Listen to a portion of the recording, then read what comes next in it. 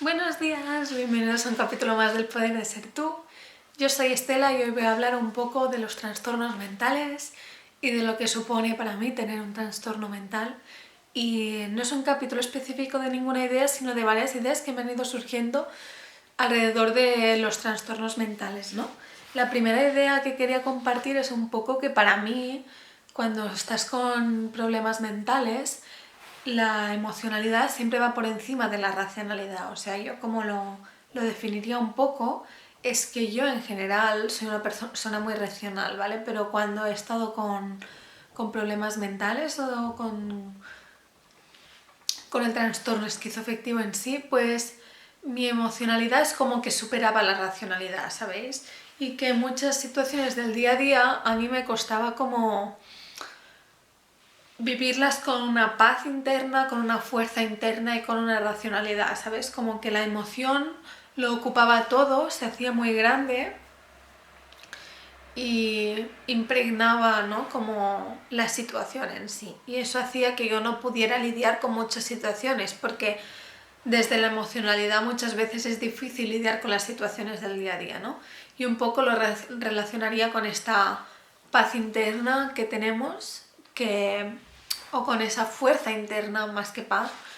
Bueno, las dos cosas, ¿no? Como una capacidad en tomar los momentos difíciles y saber que tirarás adelante y de poder relativizar. Pues cuando yo estaba con la depresión o con psicosis, básicamente con síntomas del trastorno esquizoafectivo, ¿no? Yo no tenía esa fuerza para decir, voy a tirar adelante, puedo relativizar esto, voy a racionalizarlo. Esta situación es mala para mí, pero la puedo superar, ¿no? Y que otra cosa que también creo es que yo en este canal he hecho muchos vídeos, ¿no? Del maltrato, de cómo los otros te tratan y como que durante una época estuve como muy obsesionada en que las otras personas me trataban mal y por eso yo había como desenvolupado esta enfermedad, ¿no?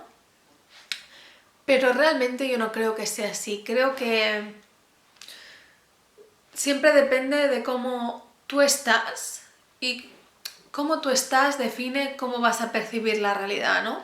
Y si tú no estás bien, si tú estás con un trastorno, con problemas mentales, siempre tu percepción de la realidad va a ser una que va a ser un poco como ya negativa o con ciertos síntomas de lo que tú estás sufriendo, ¿no? Como que es muy importante estar uno bien para poder percibir la realidad de una forma correcta y poderte relacionar con ella desde la fuerza interna y desde la racionalidad. Y que cuando uno no está bien y ya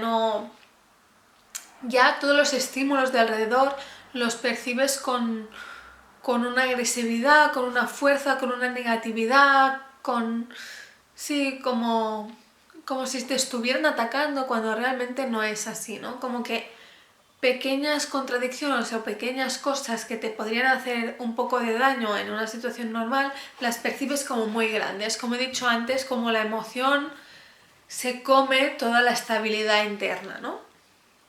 Y para mí, bueno, yo creo que esto es común del trastorno esquizoafectivo que yo he tenido, pero también de muchos trastornos mentales, ¿no? De los trastornos en general. También otra cosa que viene mucho a la mente cuando sufres un trastorno de este tipo es ¿por qué a mí? O ¿por qué en mi caso? ¿No? Como encontrar los motivos de por qué has sufrido ese tipo de trastorno. A mí durante mucho tiempo me ha ocupado mucho la mente el saber pues los motivos de por qué yo había sufrido eso, ¿no? Y por ejemplo me llegué a plantear pues qué problemas míos de la infancia o momentos en los que, yo que sé, lo he contado otras veces en este canal, que mi padre me pegaba o que había discusiones familiares en mi familia, pues que esos traumas del pasado, ¿no? Me han llevado a desenvolupar ese trastorno, ¿no?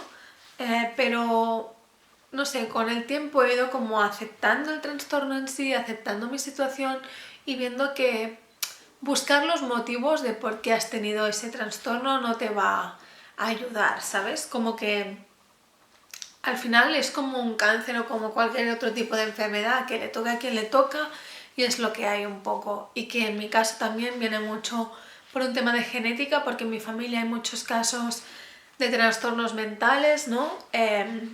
Por ejemplo, mi abuela también tuvo episodios psicóticos, mi tía tiene esquizofrenia, mi prima tuvo un trastorno de personalidad y un trastorno de conducta alimentaria. Como que ha habido bastantes casos en mi familia, así pues creo que en mi caso también es un tema muy genético y también de estresores del ambiente, ¿no? Que como he contado otras veces en este canal, ¿no? Yo pues cuando tenía 25 años pues estuve muy estresada por temas de la uni, por el COVID, por relaciones personales y todos esos estresores más la vulnerabilidad genética es lo que me llevó a este trastorno. Pero como que al final dejé de darle vueltas porque me ha pasado ahora y quizá si no me hubiera pasado ahora y las cosas hubieran ido diferente me habría pasado con 40 años, pero como entender que esa vulnerabilidad genética ya estaba en mí y ese potencial de poder tener una enfermedad de ese tipo ya estaba en mí y solo era cuestión de tiempo que se acabara desenvolviendo esa enfermedad, ¿no? Por lo tanto, creo que una parte de la aceptación de la enfermedad en sí es dejar de buscar los motivos que te llevaron a esto, sino simplemente aceptar con los brazos abiertos que eso es lo que te ha pasado y un poco es lo que hay y ya está. Y no sé, también como obviamente es muy difícil, ¿no? Pero intentar encontrar los puntos positivos, que ya digo, son pocos, ¿no? Porque al final estar enfermo pues es una putada, ¿no? Pero bueno, sí que pues esta enfermedad me ha llevado a conocer ciertas personas, me ha llevado a entender que hay gente que se preocupa por mí, que cuando he estado enferma han estado a mi lado y me han apoyado.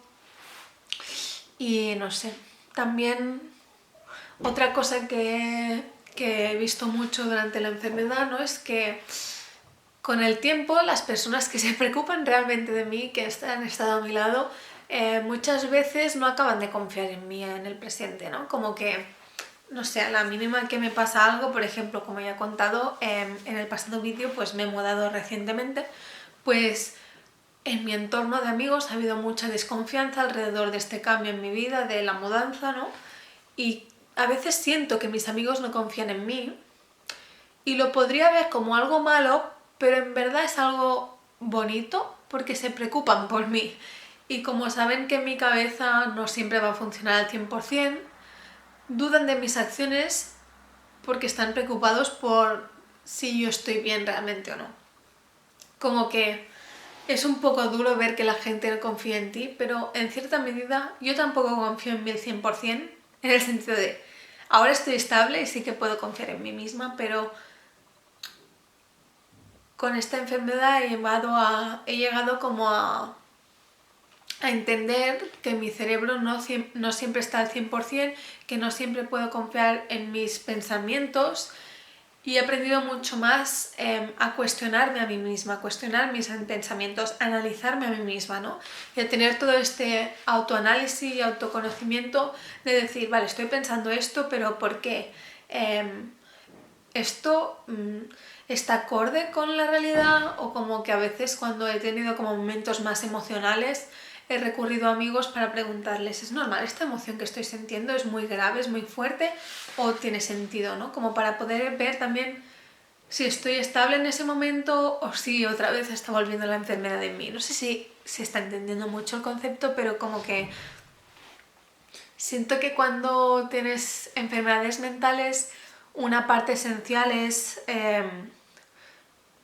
eso, el autoconocimiento y el cuestionarte un poco a ti mismo para, bueno, porque al final sabes que algo que tú creías 100% cierto y verdadero, que era tu pensamiento y tu mente, no siempre ha estado acorde con la realidad y por lo tanto siempre habrá un punto de desconocimiento de ti mismo y desconfianza en ti mismo. Por eso cuando mis amigos desconfían de mí lo intento ver como algo bonito, como que en verdad se están preocupando por mí.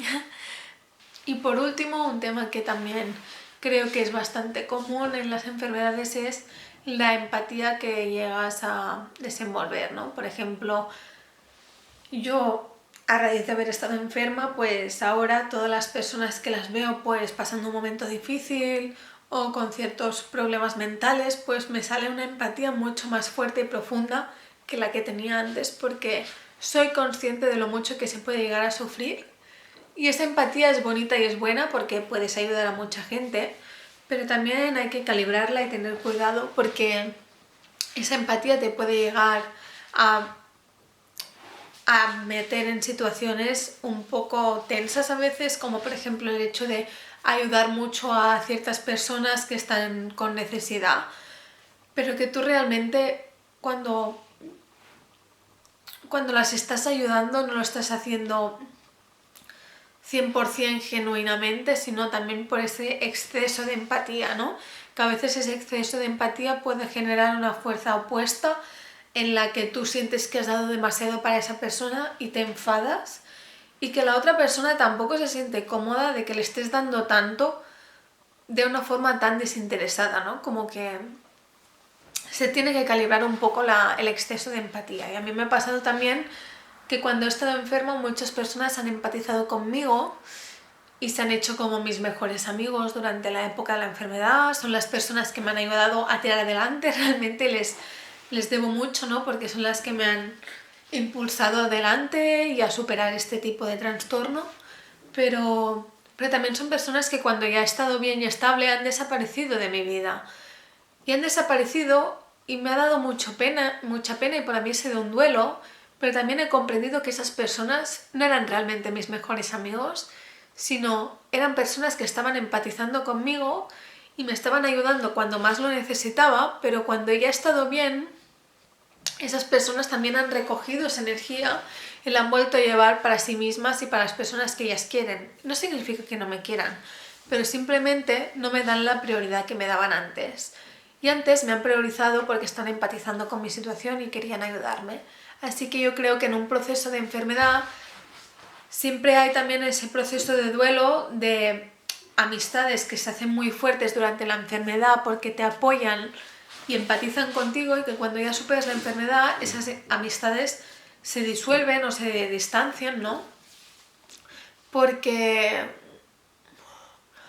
porque tú ya no los necesitas más y ellos comprenden que ya no los necesitas y también se alejan para dar espacio a su vida del día a día, ¿no? Y bueno, pues nada, mando un abrazo a todos esos amigos con los que he empatizado durante mi proceso o que han empatizado conmigo y hemos compartido ese trocito del camino.